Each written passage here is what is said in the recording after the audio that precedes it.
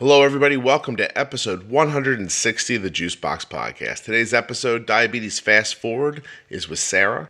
Sara is the mom of a child with type 1 diabetes, but just like every week, this conversation is going to go in a number of different directions. Something for everyone. I'd like to take a moment to thank the sponsors, Dexcom and Omnipod. You can go to my.omnipod.com/juicebox or dexcom.com/juicebox to find out more. If you're interested in tubeless insulin pumping, Omnipod is for you. And of course, I don't know how you manage type 1 diabetes without seeing what your blood sugar is doing. I found it very difficult before Dexcom, and now I find it much easier. Actually, there's going to be some ads today, as there's going to be every week. And I'm going to read you Arden's A1Cs over history, show you just what this technology can do. Nothing you hear on the Juicebox Podcast should be considered advice, medical or otherwise. Always consult a physician before being bold with insulin. Quick note, for the first few minutes. In the beginning of the episode, Sara's microphone's rubbing her shirt, but we figured that out and stop it. My name is Sara. I am a mom to 2 kids. I have a 5-year-old son, and I have a 7-year-old daughter named Emma, who was diagnosed with type 1 back in August of 2016. So we've been at this about a year, just over a year. And I just shared with Sara right before we started recording that I don't remember why she's on the podcast. So she's going to remind me now why she's coming on the podcast. Well, you thought it was because I was going to, give you hate mail or something, but it's actually quite the opposite. I'm on here because I am a Juicebox Podcast groupie. Oh. I would say. That's what my husband calls me. Well, that's odd to think that exists in the world, but thank you very much. I tell your husband I said I'm sorry. Well, I had dropped you a few notes. We've been getting some good A1Cs, and every time I got my A1C back, my daughter's A1C back, I was messaging you to let you know. And then this last time I finally said, I'm not trying to get a pat on the head. I'm so grateful, and I just wanted you to know. And every time you said your intention for the podcast was to fast forward people, I'm in my kitchen screaming, that's me, that's us, it's happening. Oh, that's so cool. And by the way, Sara, now, and my wife would just give me endless crap about this if she heard this, but now I 100% remember all of our going back. Okay, good. Yeah. Good. Listen, this is not a profession for me. I cannot be held accountable 24/7. No, but I like what you do, and I hope it doesn't surprise you or make you feel less special. But you're not the only one who sends a note once in a while and says help. Oh, no. Right. No. So sometimes it's hard for me to, and I'm notoriously bad with names. So I remember things in ways that, so here's an example. I've been playing words with friends with somebody in the diabetes community for years. And their handle reminds me of the weapon from one of the Avengers movies. I believe it was called the Tesseract. Okay. But that's not in any way how his handle is spelled, but when I see it, that is the word I hear in my head. And my wife says that I have incredible narcissism, and this is why I don't remember people's names. I disagree with her. I think, as I'm assuming a narcissist would do, but I don't believe it. Nevertheless, I think she's saying it in jest, but I can't tell. But I'm just really terrible with names. So I remember people, like, she'll come home and she'll say something about a woman at work, and I'm like, is that the lady whose daughter did this thing and that and this? And she's like, you remember all that? I'm like, yeah. She goes, what's her name? I'm like, oh, I have no idea. Well, you remember the details. You're a detail guy. Yeah, I don't think that's true either, Sara, but I appreciate it. So let's jump right into it. Okay. So you are, I've said it a couple times, I'll say it briefly here. I don't think of this podcast as an art form, but I draw this parallel to it. I think sometimes when people create things, it means one thing to them, and then it means something else to the people who are consuming it. And I don't know that the person creating it can ever put themselves in everyone's position. So you're here doing this thing that I just spoke about myself in the third person. I'm here doing this thing that I realize because of feedback is valuable to people, but it is probably valuable to people in a bunch of different ways that I didn't intend, which is great. And at the same time, I'll never know because I don't speak to most of you. And, Sure. And so it's a weird position to be in on my side. All I know is my intention. My intention was I thought that if you spoke to somebody and listened to other people talk, people could get fast forwarded through diabetes a little bit. That was just sort of my thought in the beginning. Yeah. To hear that it's happening for you is very exciting. So Yes. Tell me a little bit about, give me a little diagnosis and tell me what happened, and we'll start from there. Okay. It was last summer, and Emma was 6 at the time, and all of a sudden I noticed, classic, she's drinking a lot, she's going to the bathroom a lot, but it's summer and it's hot and she's running around, and who thinks anything of that? Right. And then it just it stepped up from there, where we couldn't leave the house, where she wasn't asking for a bottle of water, and she'd drink like the entire bottle of water, and 5 minutes later asked me for more.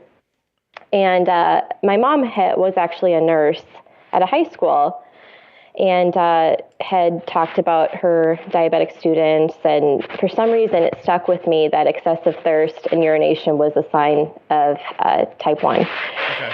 And so right away, I don't want to know what I know, but I know what I know. And of course, Google confirms everything that I'm thinking.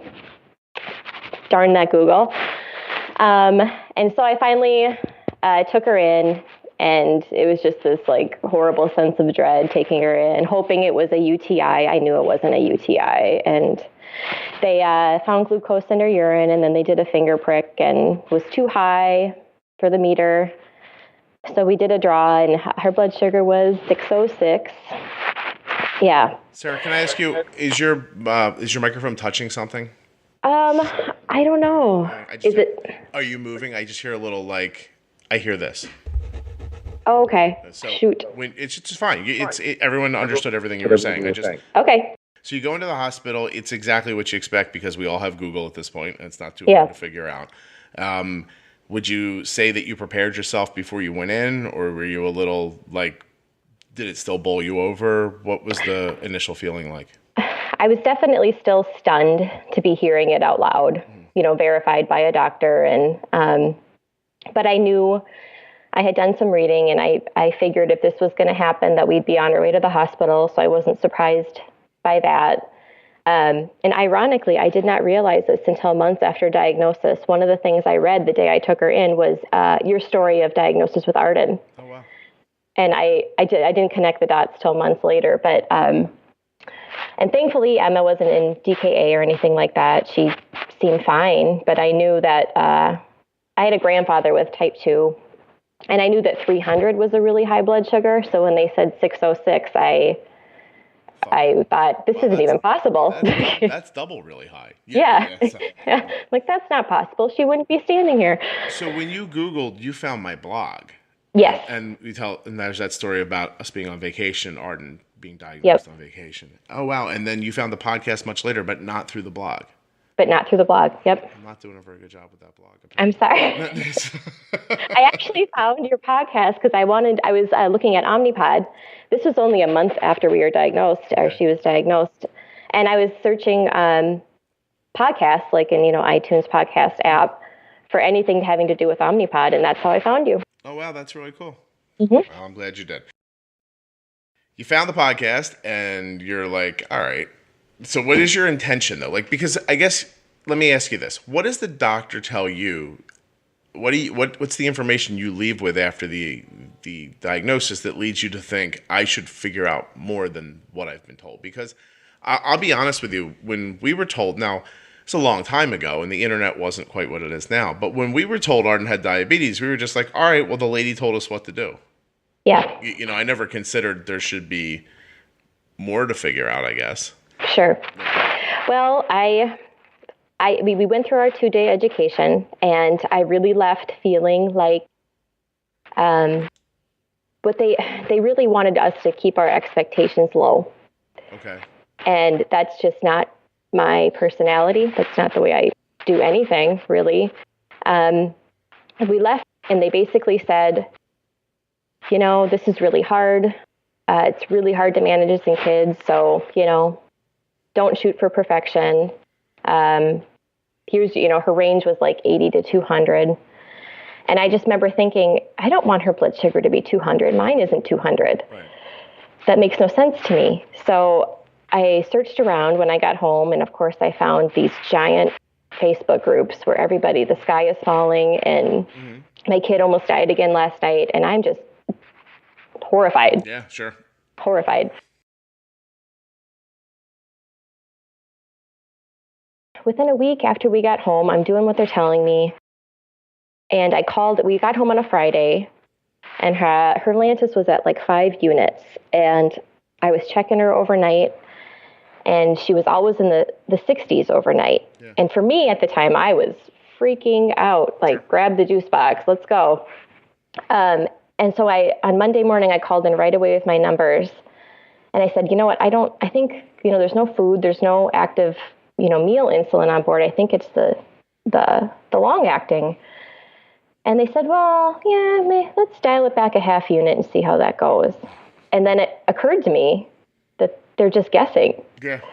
They're guessing. And I'm like, if they can guess, I can guess. Good for you.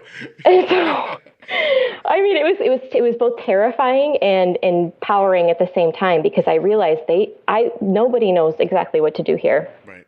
Yeah, because there's no data. It's just, you're like, hey, this is happening. Can you help me? And the person says, can you hold on 1 second? In the background, you hear this. And you go, did you just throw a dart at a wall? Yeah. Do you have a bunch of responses up on the wall? And you're just like, let's try decreasing it by a half a unit. I know. Like spinning the wheel. Yeah. Let's wait and see. And it's based on...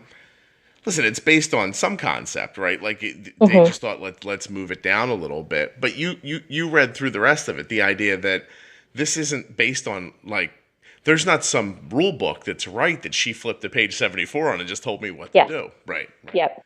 No, and that's what I was hoping I would get calling in. And then I made that first move myself that first week. I dialed it way back. I think she told me a half unit. I did a full unit. It wasn't enough.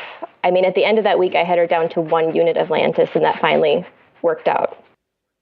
But I was not going to wait for them to tell me it was okay.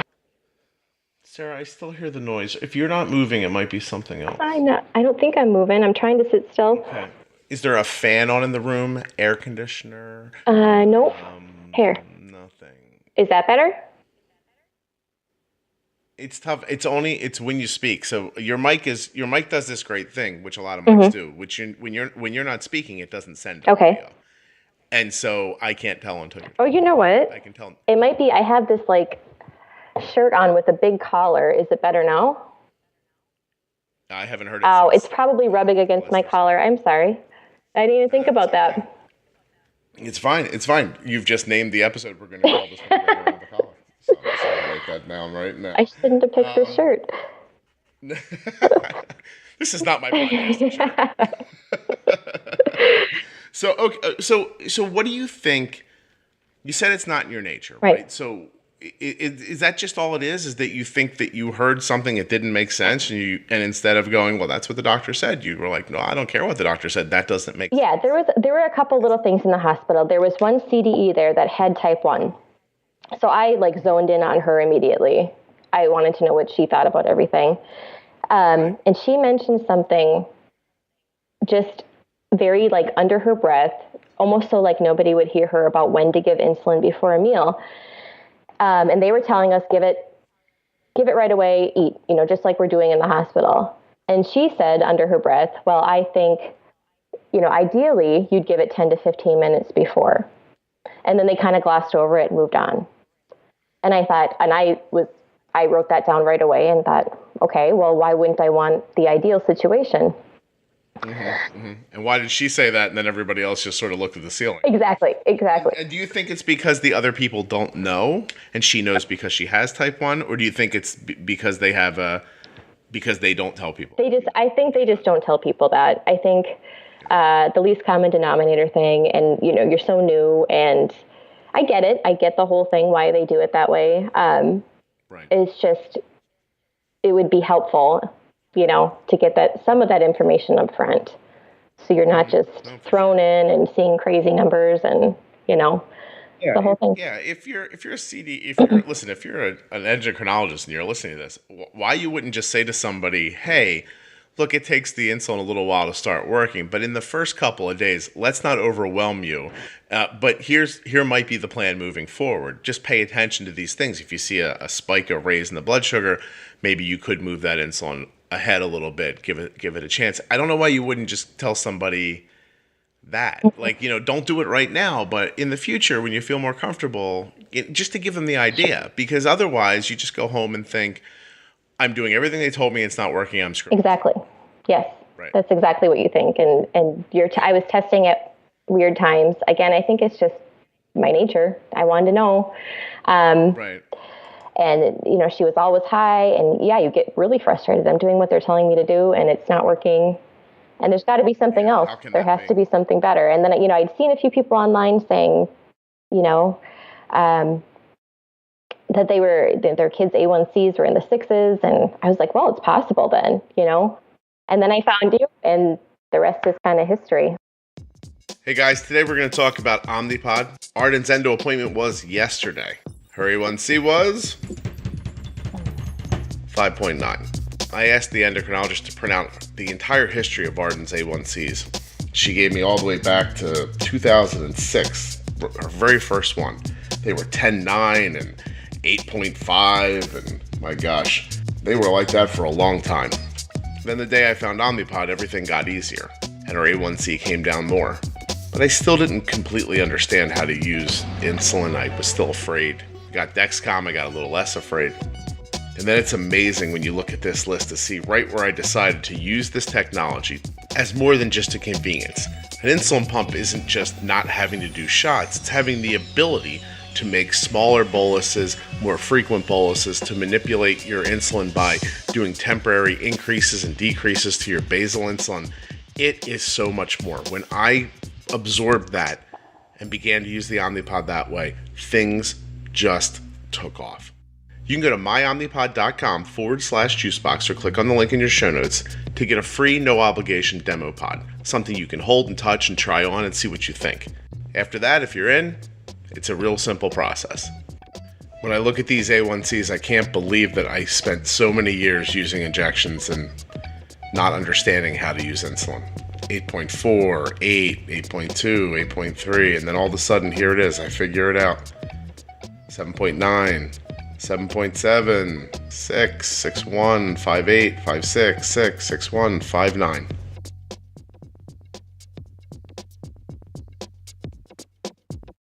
Their kids' A1Cs were in the 6s, and I was like, well, it's possible then, And then I found you, and the rest is kind of history.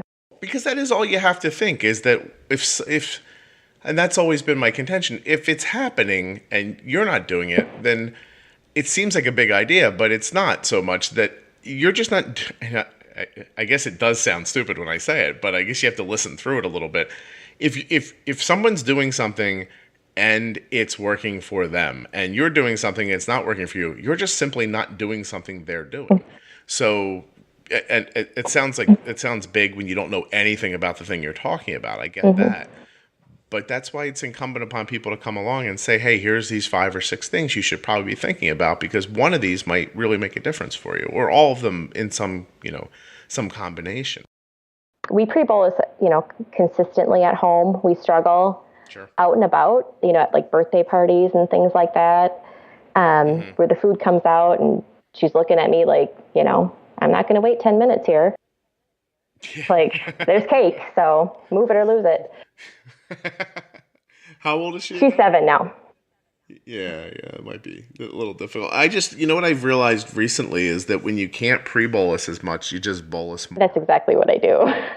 Yeah. It just, because then you just, if that makes sense to somebody listening, the pre-bolus is perfect, because in a perfect situation, you use less insulin. And I don't want to think, you shouldn't think of this in my mind as an either or. I think you should always be pre-bolusing. You should always be giving the insulin time to get to work before the food gets to work.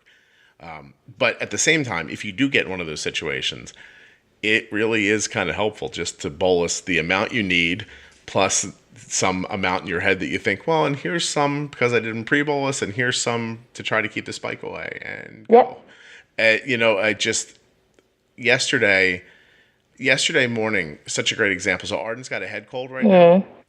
And so it started developing yesterday. So she gets up in the morning, she's real stuffy, and her blood sugar is like 65. And she's upstairs with my wife. I'm down here like thinking about making a big breakfast for everybody. So my wife's like, I'm going to jump in the shower. I shut her basal off for a half an hour because she's still kind of waking up. And I was like, okay. So she comes downstairs. I have to run to the store because I don't have all the ingredients that I think I have. And in that time, my wife keeps her basal shut off for even longer. It gives her a little food. And it doesn't move her blood sugar. And so my wife's like, well, I gave her more, but I didn't bolus for it. And I said, I told her, I said, this is a really interesting space for her because my wife's still like learning the stuff that we talk about on the podcast too, right? I said, your basal was off for an hour. She was only 65. She was steady at 65. You gave her carbs. And then my wife said, but her blood sugar didn't go up. And I said, yes, but it was going to. Yeah. And I said, and that's the next step is to understand sometimes you can't treat what you see. You have to treat what you know is going to happen. And that's a real leap to make. Like how do I bolus my kid whose blood sugar is 65? Exactly. And I've been trying for an hour to get it up. But if you stop and look back and do the math, you shut the basal off for an hour. Your blood sugar hasn't gone down, it hasn't gone up. You've added carbs. Carbs always need food. When carbs don't need food, it's because something else is taking care of the carbs. It's not because carbs just stopped magically needing food this hour. That's not, and I know it feels like that to people sometimes. Like, well, I just gave her food, and her blood sugar didn't go up. Like, it's like you hear people say it's like they're cured. And I'm like, no, it's not. What it's like is that there's something else pulling your blood sugar down that you're not aware of. Doesn't mean it doesn't exist because you don't know what it is. And by the same token, once you can see this steady number that's not moving, and you've restricted insulin, and you've added carbs, your next thought has to be 65 or not, I have to bolus right now. And so I get back to the house, which, by the way, the ingredient I did not have was buttermilk because I was making waffles from scratch. And so I got back to the house with all my stuff. I start cooking right away. I'm like, this is great. Everything's going to be fine. My wife's making bacon. I'm like whipping up fresh waffles, and I hear beep, beep. And I was like, wait, why is that happening? Because I'm making waffles. That doesn't make any sense. Yeah. And she's like 140. Oh, man. And I was like, what happened? And so Kelly explains everything that happened. I was like, okay. Now, lots of things could happen in that situation. I've seen everybody online have every, reaction known to man. What I did was I said, it would take 1.5 units to stop the arrow fast. It would take another 1.5 units to bring it back to where I wanted it. And I thought the waffle was going to be 8 units. And we're not eating for 20 minutes. So I just gave her 11 units of it. Holy cow. Yeah, I was like, here's 11 units. Now there's a lot in there. Like, I have to trust she's going to eat the waffle, right? I have to, and so I looked at her and I was like, I know you don't feel good. Are you going to eat the waffle? Absolutely. And I was like, excellent. And so here goes the 11 units.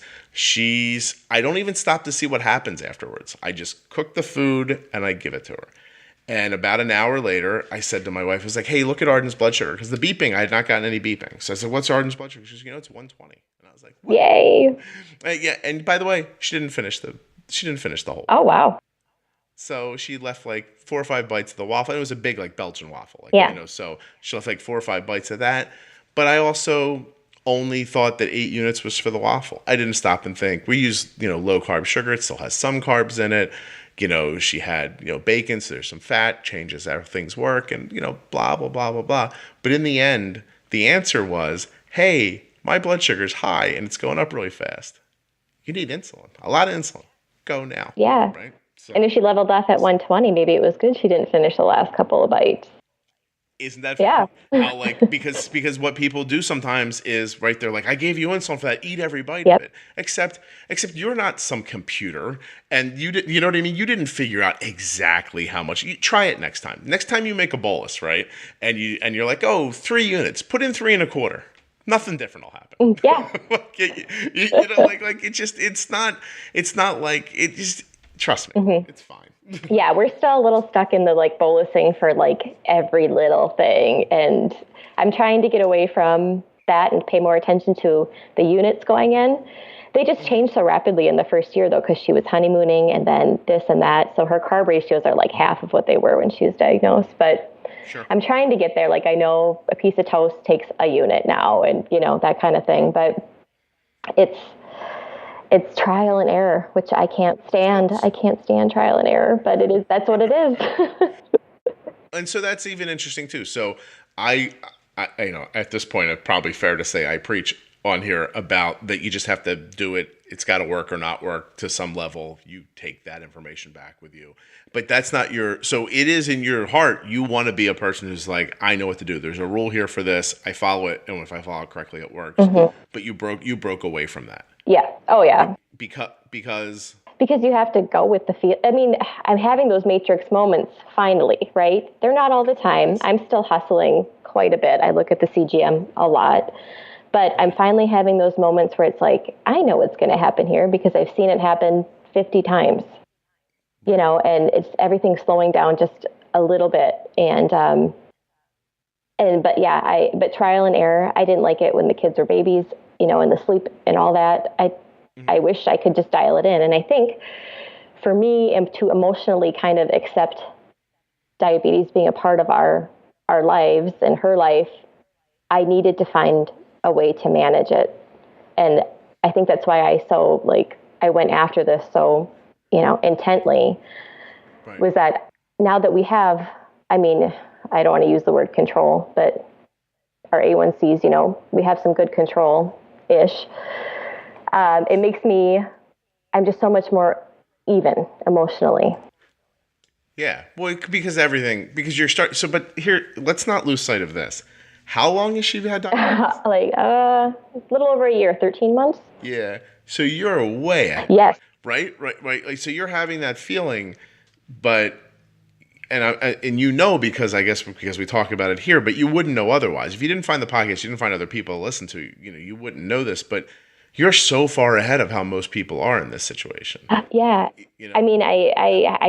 I think I am. I know we're early and there's so much more left to learn and you never, really know everything. But that's why I think I reached out because I'm just in my kitchen saying, we're the people you're talking about. This happened for us. Like, I didn't have to go through 2 years of struggle and high A1Cs to figure it out.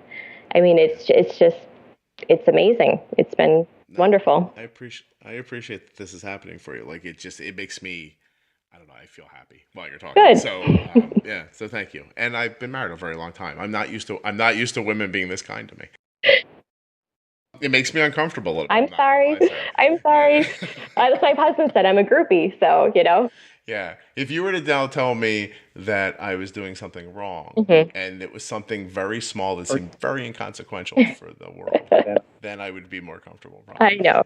But no. Seriously, you're very kind that you're willing to come on and talk about this. But moreover, this is the episode that it's funny, as I in the beginning said, I have no idea why I'm talking to you, but I remember why I'm so excited to talk to you because this is this is the next step. Like, until then, it's just people have to believe it. You know what I mean? They hear it and they have to believe what I'm saying. Yep. Now you're coming on and you're saying, look, I believed it and it's working. It is. And so this episode is basically me congratulating myself. That's how someone will hear it, by the way. There is one terrible review of the podcast. It's like, that guy's a monster. And I was like, oh, geez, okay. But that is what they heard. Like, when I was trying to be positive for all of you and trying to be, hopeful for all of you, the only way I could really do that is by saying, look, I'm doing these things and here's the results we're getting. What she heard was, I'm great at this. Oh, yeah, no. And so it's important, joking aside, it's important for people to understand that this works. That, like, if you're at home listening and then you just get out and you go, well, I'm not going to try this time. Mm-hmm. Like, you shouldn't do that. Like, every download I see, the thousands and thousands and thousands of people that have downloaded this podcast, if you guys went forward, most of you would have a great success. Mm-hmm. And the rest of you would just get closer. And so, if it just, I know it's there. Mm-hmm. Like, I mean? Some people have extenuating circumstances and extenuating health issues that might stop this from being as valuable for them. Sure. I heard from one woman who said, like, my insulin sensitivity is so crazy, I can't pre-bolus. Okay. Now, she might be 100% right about that, and she may have just been living with diabetes so long that she's talked herself into believing this is true. I don't know. Like, I can't tell that. I think the beauty of us being so new is that I was like a blank slate coming in when I found your podcast. I found it less than a month after she was diagnosed, and what you were saying and the conversations you were having just made so much more sense to me than what I was hearing from our endo. And it was like, every time you shared a success that you had with Arden, and by the way, I love that you're talking about pizza and Chinese food and cake and stuff that kids actually want to eat. Yeah. And you're doing it and you're having good results. That was just like a beacon of hope for me. That was not, I didn't think you were bragging, it's like, oh my gosh, someone can do, if he can do it, I can do it, Listen, it's only one review, but it still made me cognizant of the fact that, you can't, like I didn't want to be the person who was like, hey, I'm doing this and you're not. Yeah. Like wasn't the goal of this at all and would never be my goal. But it's still, if you just came in from nowhere and I guess maybe grabbed the wrong episode or got me back far enough when I didn't maybe know what I was doing with this as well or something, you know what I mean? Like I could see where that could happen. But I don't know how else to say that. It's just really gratifying to hear what you're saying. Yeah. You know what I mean? Like it's amazing that it's working. And what it makes me feel, if I can give you a little look into me, is that what we really need to do, if the podcast is ever going to be a real like success, we have to talk endocrinologists into this. Yeah. Not like they need to know on day one that this is how they should be talking to you. And if they did, then, because I think the fear, I always talk about the patients, you not being afraid, but I think they're afraid too. Yeah. And so the fear is stilting everybody and it's stopping everyone from doing probably better than they are right now. Mm-hmm. And I think that if we could keep trying to imagine how to do that. Like if you could get everybody that listens to the podcast to like put their information down, like, hey, this was my A1C when I started listening, and this is my A1C 3 months later, 6 months later, a year later. Maybe I could take that data to like a children's hospital or something like that and just say, look, this is what people are reporting back from just being given more tools up front. Sure. Like it would be cool. I don't know if that's something I could ever accomplish, but I do dream about it a little bit. So. That would be amazing. I know I kind of I'm an anomaly at our endo, and they kind of just look at me like, how are you doing this? And I mean, they don't. Did you tell them it's a podcast? I did. I said, there's like a parent out there giving out this great information, and that's how we're doing it. I mean, they got to find something to pick at. So we have some lows. I mean, not crazy lows, but I don't see how you can run tight and not have some lows, but so they have always kind of talked to me about that. I mean, I have the Dex information to prove that she's not sitting at 50 all the time. And she's her standard deviation isn't insane. It's not, perfect, but so at least I have that to back me up, because I think they would absolutely assume that I'm running her super unhealthy low all the time with the A1Cs that we're seeing. And so when you say you have lows sometimes, what does that mean? I consider like a low anything below 60. I mean, we treat in the 60s, but I don't start really looking at it, until maybe it's below 60. And then so if she's 65, will you like cut a basal back for a little bit and see what exactly. Right. Yeah, it depends on what she's doing. I mean, if she's active, I'm going to test her and treat. But if she's, sitting around watching TV and she's 65 and steady, I'll just cut her basal off for a half hour. Let's talk about Dexcom now, but let's go back to those A1Cs and this historical list that I have here.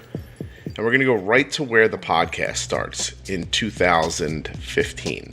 But you understand that I made sure that I knew what I was saying before I came on the podcast and said it.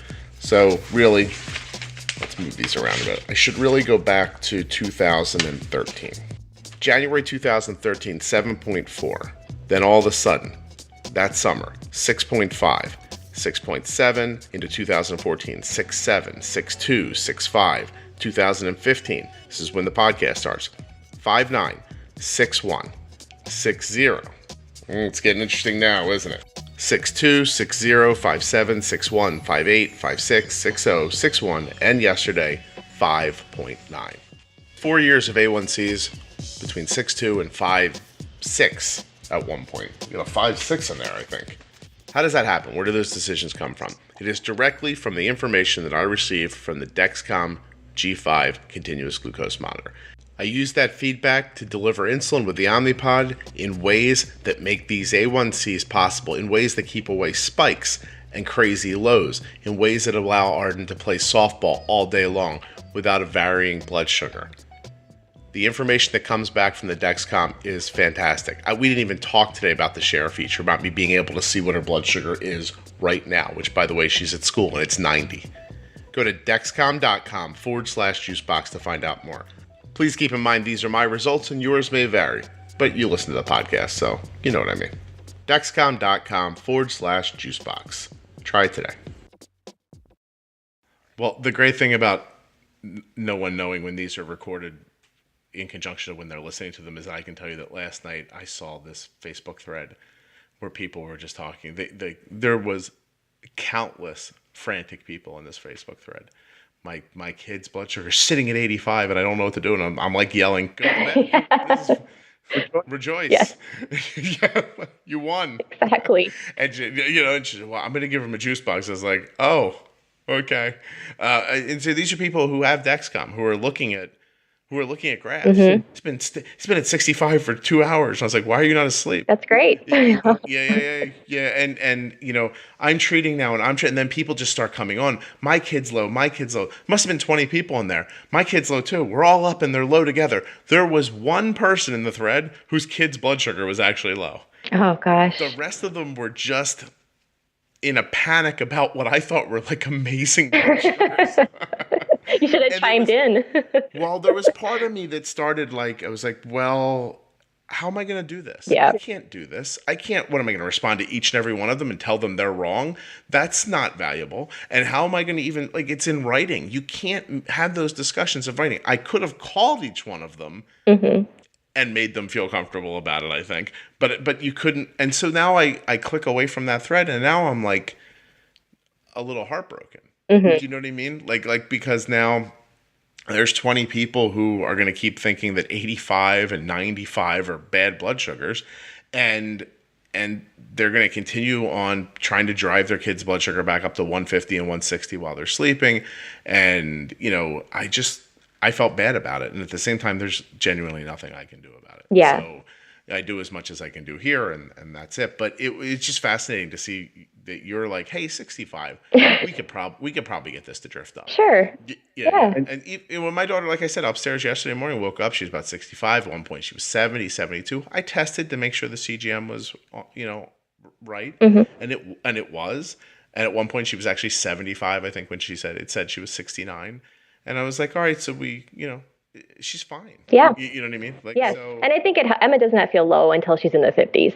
She feels fine at 65. And if she was having symptoms or something, excuse me, I would step in. But if she's fine and we're fine, and she's not moving around too much, then we're good. You also, you don't want her blood sugar to be 65 forever. No. But for, a little while to get it to come back up without driving it to 180, yes. That's fine. It's not just fine, it's fantastic. I use sometimes those 65s, some kids use the gummy vitamins. Oh, yeah. I used to do that for Arden too. I was like, this is a perfect time for a vitamin. Yay. Yeah. So, because that'll move your blood sugar just 10 points. Yeah. I use half a glucose tab. She really likes glucose tabs. They look awful to me, but she likes them. So I'll use half or a quarter. Right. Yeah. She's pretty sensitive to carbs, so it usually does the trick. Yeah. Arden was the other day at school. I was like, half a juice, and she drank half, and she's like, I'm really thirsty. I was like, drink your water, because she just wants to finish the juice, and I'm like, nah, it's gonna do too much. Yep. It'll push your blood sugar too far. I told her if you finish drinking that juice, we're gonna need to bolus a little bit. And she's like, I'll just drink the water. Like, all right. It's so hard to get kids to drink water. Oh my gosh, I know. Her head cold right now is keeping her blood sugar amazingly stable. Well, that's good. It is really fantastic, actually. The last 12 hours, she's been between 70 and 110. Wow. That's amazing. In 24 hours, there's been 2 spikes. One was 160. Okay. And one looks like it was 180. Okay. But they were very short-lived. Yeah, So that's kind of my thing. When I look at my 24-hour graph, I have my height set at 140, and I don't want anything above 140. But if it is, I like to see that quick spike up and down, where I get it back pretty quick. So, which I believe my blood sugar is probably doing too. So yeah, exactly. So I think that's fairly, I think you're doing as well as you can in that situation, keeping things fairly Trying to keep it even. Normal. I guess normal for people who don't have diabetes. Mm-hmm. Okay, so you said you found the podcast because you were searching for the word Omnipod in iTunes. Yep. You're very progressive. Well, I read a lot, so I'm always looking for podcasts. Okay. So did you end up with an Omnipod? Oh yes, yeah. Okay. And you said you're using a glucose monitor. Yep, we have Dex G5. Okay. Yep. Cool. Now, any trouble getting it with your insurance? Not with insurance. I had to kind of bully my way through it at the endo's office, but it was not a problem for me to basically tell them this is what's happening. I'm not taking no for an answer. So she was on, let's see here, she was diagnosed mid-August, and I had her on a Dex by the first week in October, and then Omnipod by the third week in October. And what was the endo's, what was the argument they gave you? It was the arbitrary, we'd like you to be on MDI for 6 months to a year, so you really know how to deal with it. And I just thought, I'm dealing with this 24/7. I really know how to deal with it. So, let's move on. What does that mean exactly in a year from now? I know. When you're mental. Exactly. When I'm so frustrated and burned out from this not working. We'd like you to come into the office, not be able to make eye contact anymore, scratch your messages on the table instead of speaking, and then just cry and beg. Yeah. Once you get to that, we'd love to get you to Exactly. It's funny because the argument at one point was, well, you need to do it with MDI. You need to understand the shots, because what if your pump stops working? Yeah. And what if your pump stops working at this point in America means the FedEx man will bring me another one at 8 a.m. tomorrow morning. Like, you know what I mean? Like, there's a guy in a white truck shows up at my house. He's like, here you go. Yep. That's what that means. Now, I guess it could stop working on Friday. I might not get it back till Monday. And so it is really, Sarah, it's the pot roast story. Okay. Which I'm not 100% sure if I've ever told on the podcast before. I wrote about it in my book, right? So here it is. I'm going to tell it to you. Okay. Little girl and her mom are making a pot roast. The mom pulls the roast out. She cuts the ends off. She puts it in the pan. The little girl says, Mom, why did you just cut the ends off the pot roast? And the mom stops and she thinks about it and says, I don't know. My mom used to cut the ends off of our pot roast. You're going to have to go ask grandma. So the little girl calls the grandmother up on the phone, says, hey, I'm making a pot roast. Mom, she cut the ends off the pot roast. She said, that's what you did. Why did you cut the ends off your pot roast? Why are we doing that? What's the purpose when we're cooking the pot roast? And the woman thinks, and she goes, I don't know. My mom used to do it, so I did it. So they trek to the old folks' home where 97-year-old grandmom's at, and she says, Grandmom, when you used to make pot roast, why'd you cut the ends off it? And the old lady stops. She thinks and thinks and thinks and thinks and thinks. She goes, oh, I had a really short pan. So at some point, you don't know why the heck you're doing what you're doing, right? Yeah. And you don't know who told you. They might not even have known why. And maybe it goes all the way back to, I don't know. And that's my point with the insulin pumps. Oh, you have to know MDI. What's the reason that happened first? Like forget the history of diabetes. Stop and look at it right now. Mm-hmm. There are insulin pumps that are now talking to glucose monitors and are making autonomous decisions about your insulin almost with very little input from you. People's Medtronic's got theirs out now. I think it's user defined. I don't think you can user define the blood sugar. I think the target's like 120. Yep. There are more coming. Companies say their goal was to make the blood sugar user defined. All this stuff's going on. I'm about to interview, I don't know when, in a week or so, Omnipod CEO. We're going to talk about the DASH system, that they have coming. There's other companies that have stuff coming. There's all this stuff's going on. And they're busy in the office telling you, listen, here's 2 sticks and a rock. When you can make a fire with this, I'll give you a lighter. Yeah. How about if I just take the lighter now? What's the point? Mm-hmm. If there was a real point, people would be able to quantify it instead of just, well, we'd like to see you be able to. Why? No one finishes the sentence. We would like to see you be able to because. And then the because is just like, well, what if your pump breaks? Well, if my pump breaks, I'll get another one. Yes. So we're now at the point where we're cutting the ends off the pot roast. Exactly. And we don't know what the heck we're doing it for anymore. Yeah. So, and I think that's what bothered me was that every time it just seemed like, well, this is the party line. This is what we're going with, and deal with it. And then the why was never there. In the hospital, when they talked about they did talk about CGMs, but they said, there's accuracy issues. And I think they were talking about Medtronic. Medtronic is really big. We're in Minnesota. So I think they were talking about the N-Lite, to be honest. But my first question as a totally new, out of nowhere, shell-shocked mom was, why don't these two things talk to each other? Right. And they said, well, yeah, they will someday, but, there's accuracy issues, and we don't really recommend it. So I definitely. By the way, yeah. accurate. Let's say that it was. Because I love watching this argument online. Every once in a while, someone loves to put up their Dexcom screen. Look at this. My blood sugar is 110, and I did a finger stick, and it says 90. This thing's way off. And I was like, well, okay, first of all, that's really close. Yes. And secondly, with the FDA requirements for blood glucose meters, your meter could be way off. Mm-hmm. Your meter might be not reading 110 correctly. Or maybe the Dexcom's off by 10 points, and the meter's off by 10 points, and your blood sugar's actually 100. Or how about people used to have to boil their urine to figure out what their blood sugar is and just shut up? Because, you know what I mean? Like, this is amazing. This stuff is amazing. And listen, I'm going to be very clear.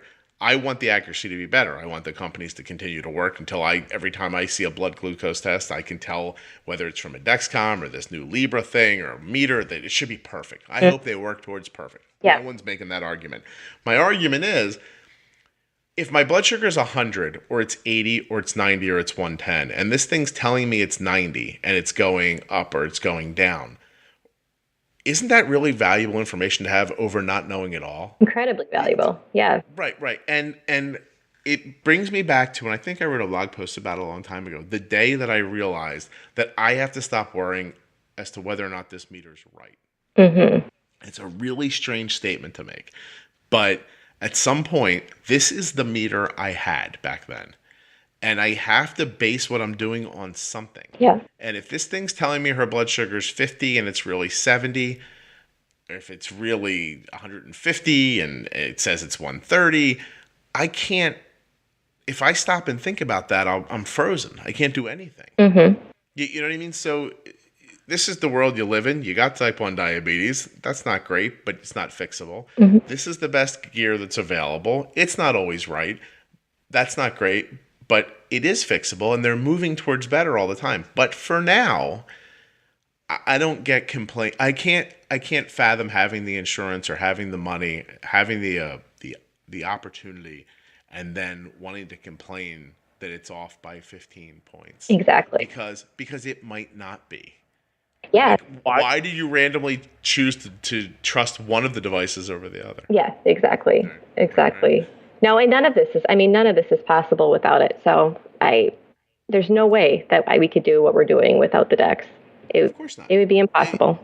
And the number you're getting back, which again is not the end all be all, but you're getting back an A1C that's giving you an indication that we're doing okay. We're about forget okay. I'm doing about what I expected I'm doing. Mm-hmm. I'm not seeing a ton of lows, and I'm not seeing a ton of variability, and my A1C is around where I expect it to be. This is going well. Yes. Yeah. Right? Anyone who's looking for specifics there, you're probably wasting your time. Yes. Yeah. You figured that out, a person who by nature would want it to be specific. Yes. Oh, yeah. I mean, I wanted the formula written out for me. Do this, do this, do this, and here's your good result. But, that's not the way diabetes goes. And you have to stay fluid, and I finally get, what you mean about it's the feel of it. It's not the science of it. Sara, you are my greatest accomplishment. Like I said, I'm the groupie. I literally, when I was having a tough time, we started the pump, and October, and her ratios were just not dialed in and everything was going crazy. And I took everything in my power not to like email you and say, I will pay you whatever you want to fly here for 1 week and help me figure this out. And you don't really have to fly anywhere. I've done it over I'm the like, phone please, for people. It's please. not that hard. Yeah. And so I actually listened to a lot of the episodes before she got on the pump. And I mean, I got some concepts, but they meant a lot more after we got the pump. And then I thought, oh, okay, we can do this. Of course. Yeah. It's vocabulary is I'm reminded of my son is 17, and I think he just verbally committed to a college to play baseball. Oh, wow. So he's very excited. Yeah. But he's been playing since he was a little tiny kid. And the first year he made his all-star team, I think he was 6. And it was the first time I sort of just dropped him off and got like way away from the field and just let him be there by himself a little bit. And when it was over, he got in the car, and I remember asking him like, hey, how'd it go? And he's like, it was good. Like, he was still nervous, you could tell. And I was like, everything makes sense. And he's like, yeah, everything's great. We're going to be great. And he's talking about how good they're going to be. He's 6, you know? Yeah. And I said, anything you have questions about? He goes, yeah. I said, the coach kept telling us to be aggressive. And I was like, right. And he goes, what's that mean? And I was like, oh, okay. And then it took me a half an hour to explain aggressive, because you don't realize if somebody doesn't have context, words aren't easy. Yeah. You know, so without the context, this kid didn't know, and he's a bright enough kid. He didn't know what aggressive meant. I had to actually paint a picture of an animal attacking another animal, and I was like, so what that first animal's doing is aggressive. Uh-huh. And he was like, oh, and then I painted 6 different pictures in his head, and then he was like, okay, I get it. Okay. So you're not in much of a different situation. People are talking about pre-bolusing and temp basals and all this stuff, and you're like, what? What does are you any of that mean? What are you talking about? Right, because you didn't have context. Yeah. Right. Yeah. No, and temp basals meant nothing to me. I thought, but now, I mean, she has 1 basal rate. I change it a lot. I change it maybe 4 or 5 times a day because I'm reacting to what's happening. So you're doing something that I think that's genius. So you're just setting a baseline basal rate, and then you're making basal adjustments throughout the day with temporary basals. I am. Yep. I'm trying to be her artificial pancreas, basically. Yeah. Is anyone listening? How great Sara is? Like, when you're hearing this, are you thinking to yourself, I'm not trying hard enough, this woman's amazing? Because that's what I'm now thinking. But they said, though, you say you don't think about diabetes much. I do. I mean, I'm still in that spot where there's a big chunk of time here. And thankfully, I mean, I'm lucky enough to work part-time. And, so I've dedicated a lot of time to this. But absolutely. Yeah. Oh, look, no, there's no doubt. I mean, it's, I'm not saying, I hope everyone understands that I don't mean like I don't think about it all day long. Yeah. I'm not burdened by it. Sure. I didn't, before we sat down 55 minutes ago, I did not look to see what Arden's blood sugar was. Okay. I actually looked while you were talking about, you said, I look at the Dex a lot still. Mm-hmm. And I was like, you know what, out of solidarity for Arden's blood sugar. And Arden's blood sugar was 88. And that's when I talked to you about what her had been like, because the head cold, it's amazing. It's keeping her blood sugar nice and steady. And so I when it was 88, I thought, I have to pre-bolus in like a half hour from now for lunch. Mm-hmm. So I sent her a text that said temp basal decrease 50% for a half hour. Mm-hmm. And she never saw it. And I still don't care. Yeah. So her blood sugar went to 83 now. Okay. And so I have one more window here. I'm going to try one more time. And if she doesn't see this, then I'm not going to call her over this. Sure. Because all this really means is that her blood sugar is going to be about 75 when we pre-bolus. Okay. And what I'll do is I'll extend the bolus out mm-hmm. over a half an hour. So she'll get the insulin 20 minutes before she eats, but I'll put very little of it up front. Okay. So maybe if she's 75, she just said okay. So maybe now I'll do something a little different. But let's say she's 75 in 25 minutes when I bolus her for we do the pre-bolus. Mm-hmm. And I want her to have, let me think about her lunch. You ready? 2 Oreo cookies, an applesauce cup, a yogurt, a half of a bagel. The bagel only has butter on it, not anything else. I think there's also some veggie straws. And hold on, there was something else. Damn. It's possible I don't remember what else was in there. Doesn't matter. To me, that sounds like about 8.5 units. Okay. maybe nine. So whatever I end up doing, if she's a little low, I'll just say, hey, do 8.5 units here, extend, do 10% now, and the rest over a half an hour. So that by the time 20 more minutes passes, she's really going to have over 2/3 of the insulin in already. Some of it's going to be more active than other parts of it. And so as all that insulin's kind of coming online as the food goes in, we should get a nice steady balance. If anything goes wrong, the extent of go wrong will be around 11:55. She'll be 65 diagonal down. And then the next reading the Dex takes, I guarantee she jumps up to 73. Yeah. I am so confident of that. I can't even begin to tell you how confident of that I am. That's amazing. Yeah. So you will, but that's only because it's happened so. Yeah. It's as Listen, I was also incredibly confident yesterday when my wife and I decided to clean out the garage together that at some point I was going to do something to really piss her off. And that was with 20 years worth of data coming back to me that told me that I was going to piss her off while we were cleaning the garage. And let me just tell you, Sarah, I did it. I absolutely was able to do it. You were right. You called it. I mean, how could I not? Exactly. Really, so seriously, it's just.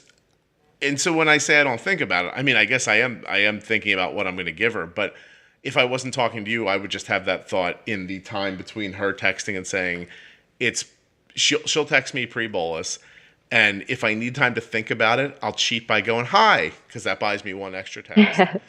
Right. And if I don't need to think about it, I'll just start typing what to do. Yeah. Our interaction together will be 3 back and forth texts. It'll take about 30 seconds. Oh, wow. That's amazing. I know we're not there yet. I manage it. I manage it at school through the nurse. So I actually text back and forth with the nurse to do stuff because Emma's just kind of she's a real smart little girl. She's a little flighty though, but she doesn't want to go to the nurse. So I've been talking to her about what you guys do, and she's in 2nd grade this year and I'm kind of shooting for 3rd, but I want to get there with the texting. That's reasonable. That's when Arden started 3rd grade. Okay. So yeah. And it was a necessity thing for us because I've talked about this a long time ago. We got lucky. Arden's 2nd grade teacher loved her class and petitioned the school to move up with them all to 3rd grade. Oh, wow. And because that happened, she had trial and error too. She didn't even realize. And she gets Arden into 3rd grade and she says, hey, Arden's behind in math. Mm-hmm. And I was like, oh, okay. She's like, so, we're trying to decide what to do. And then she emails me a week later and she says, I just realized that last year in 2nd grade, I would hand out the math worksheet. Arden's alarm would go off. She'd get up, leave the class, and go to the nurse's office. You'd give her insulin or check her blood sugar. It was just a check, right? You would check her blood sugar or whatever. She'd come back. She was never gone long, 5-10 minutes. And then she'd sit down and do her math. And she said, but now with hindsight, I realize Arden missed the math lesson every day. I always did it at the same time, and she was always gone at the same time. Oh, yeah. And she's like, so we can get this fixed. I'll take care of it on this end. I know what to do. And I said, okay. And Arden's fine at math now. Mm-hmm. But had she not moved up with her, then the next teacher would have been like, hey, your kid doesn't know math. Mm-hmm. And it would have had nothing to do with her math skills. And it never would have made me think this. Why am I sending my kid to the nurse? Mm-hmm. I have to stop doing that. Yeah. Right. Because, and I've said it here a million times before, if your kid didn't have diabetes and I said to you, hey, Sarah, 50 minutes broken out over the entire day. Mm-hmm. Did you hear that? I said, hey, Sarah, and my phone thought I said, Siri? All right. Siri, I don't need you. Siri, I don't need you. You don't? No, that's it, buddy. Let's give it up. Here we go. So I never would have. That was weird. I'll try not to say, "Hey, Sarah," again. But so had that not happened, it wouldn't have put me into that mindset of, wow, it's 5 minutes here, it's 10 minutes here. Then I started thinking of all the times a day she was gone for 5 minutes, and I thought we have to stop this because if I said to you, hey, your daughter who doesn't have type 1 diabetes, we're going to pick 50 minutes a day. We're going to split it up into 7-minute increments, and we're just going to pull her out of class. Mm-hmm. And then we'll stuff her back in. You'd say, no, you're not. Yeah. You know, but then when you say, well, she's got diabetes, so we have to. And then everybody goes, oh, okay, well, if she has diabetes, Oh, yeah. that's fine. Yeah. Yeah. That's exactly what we see at school too. It's like, well, when I say, you know, I want her to do this or that in the class, and they don't fight me on it, but the nurse always says, well, it doesn't take that long for her to come down here. And I'm thinking, add it up over a few times a day. It's, you know, and as the schoolwork gets harder, it's going to be more important that she stays in class. So I got her, her phone, and we're actually getting her the new Apple Watch with LTE. Oh, cool. So I got that written into her 504 this year too. So I'm good to go. I can't get Arden to wear that. She doesn't care. Oh, Shamma wants she wants all the tech and everything, but the challenge will be for her to not mess with it. Cause you know she wears her phone in one of those belts around her waist. Okay. But when it's on her wrist, we'll see if she can manage to not mess with it too much. Yeah. And that ends up being person to person. Like Arden doesn't care. So like when we had an Apple Watch at one point, I think my wife won one or something. And I said, well, Arden can use it. And we eventually sold it because Arden was just like, I'm not wearing this. So we sent her to like a football game. Like her and her little friends wanted to go to the football game at the local high school. And the younger girls just all get into a pack and giggle at the boys and run around the outside of the football field. Right? And so I said to my wife, I'm like, A, it's Friday night. I'm exhausted. B, it's cold. C, I don't want to go over there. And so I said, so she wants to go, that's cool. So I remember saying to her at the time when we had the watch, I said, here, we'll put this watch on. And that way, and she's like, I'm not. And her friend goes, I'll wear it. So her friend wore the watch, and she watched her blood sugar while Arden messed around with it. Oh, I love it. I love it. I don't know that Arden, I get what you mean about flighty. I think if I could tell you, I don't think it's bad. I think it's exactly what I intended. Yes. But Arden doesn't really think of herself as a person with diabetes most of the time. Yes. So when you need her to, like this morning, I said, hey, I don't want to bum you out. I said, but just remember, stay hydrated. It's easy for a person with type 1 to end up in the hospital when they're sick. And she's like, yeah. And I'm like, no, really listen to me. She goes, I'm listening to you. And I was like, okay. I said, so try to drink some more water. And she goes, all right. And we're walking out into the garage. And I said, are you going to drink more water today? And she goes, probably not. At least she's honest. That was honest. And so, okay, I get you. But she's also like incredibly diligent. Like she got up, she was really beat yesterday. I heard her say 1,000 times, I'm not well. Like she would just keep making an announcement from under a blanket. Aww. And so this morning I said to my wife, I'm like, Kelly, let's just let her stay home. But at 8:00, she woke up. I get a text, and she's like, why'd you not wake me up for school? Why'd you shut my alarms off? And I was like, oh, I thought you might want to sleep in and help you feel better. And she's like, I need to go to school. She's like, I don't want to fall behind. And she's like, so far I've only missed art, but if I can get there by 8:20, I can get there for my first class. And she ran her. I mean, she went out. She looks like a homeless hooker right now. She's in like her hair's going in 16 different directions. She's wearing sweatpants and a t-shirt. But she ran out of the house because she was like, I have to get there. Yeah. And yet I don't think of her like that. Mm-hmm. She's not a kid who's like, oh, my grades. She's responsible. Yeah. And so I was like, okay. But at the same time, when I tell you that I am slowly passing diabetes off to Arden, it is happening at a slow pace. My expectation is one day she'll just look at me and say, I don't need your help. Yeah. And that's what I hope. I don't, I manage it completely for her. It is the last thing on her mind, which is actually kind of a beautiful thing for a 7-year-old. But she knows, if she goes to a friend's, we got to be texting. We do the texting thing at friend's house, but I'm very much of the mind that I'm going to do all of this for her until she doesn't want me to anymore. I don't want to, I mean, she's already learning things that, by just absorption, by osmosis, whatever. Happen without you. I have no intention of looking at her one day when she's 14 or whatever arbitrary age and saying, well, now it's yours. A bell rang. Yep. It's your turn. Your turn now. And by the way, I also want to say for people who are listening who took a different tactic, I don't think you're wrong. You know what I mean? Like, this is just how it occurred to me. I do know people who are like, here, you're 9, you're old enough, figure this out. And the kids are, they have A1Cs in the 8s or the 9s, but they can see their kids learning it and it's getting better. And for them, that makes sense. That's how they want to do it. I don't want to do it that way. Yeah. But it also, my life, like you said earlier, lends itself to this a little bit. It's not like I'm at work right now. Yep. I'm doing it. Listen, here's the day, Sarah. After we're done recording. And by the way, I must really like you because I've never even mentioned that we're over time. Oh. So we can be phone buddies. Awesome. Because I'm enjoying this conversation. So, and please, anyone else who I remind that we're coming up on an hour, that doesn't mean I don't like you. So I should have never said that. But today, basically, my day is this. After this, I'm going to make a loaf of bread. I'm going to go to the bank, and I'm going to go to the grocery store. I'm going to vacuum the floor. I'm going to do some laundry. I'm not at work. Like, there's not somewhere I have to be at a certain time. It's easier for me to say things like, I take care of it, and then we did it together, and now it's going to her a little bit. And the other day, and so that's lucky for me. But the other day we were in the car, and I said, her Dexcom beeped, which means she went over 130. And I said, hey, check your blood sugar. And she goes, why? And I was like, did you not hear the beeping? And she goes, what? And I was like, okay, so it just beeped, so look at your blood sugar. So she looked, and I think it was just 135 diagonal up. And I decided right then and there I wanted her to have 0.6 units. And so I said, what do you think? And she goes, she shows it to me. It says 0.6. I'm like, that's what I was thinking. And I was so for a minute, I was like, oh my God, she's really got this. And I said, how'd you come up with that? She goes, I just pushed the button and then let go. I was like, so you weren't thinking 0.6? She goes, I was thinking a half. And I was like, okay, close enough. Close. Yeah. There you go. By the way, 0.5, 0.6, 0.7, it wouldn't have mattered. Yeah. Like, it's all the same. Yeah. We have dabbled with the DIY closed loop so far, and we did that in the summer.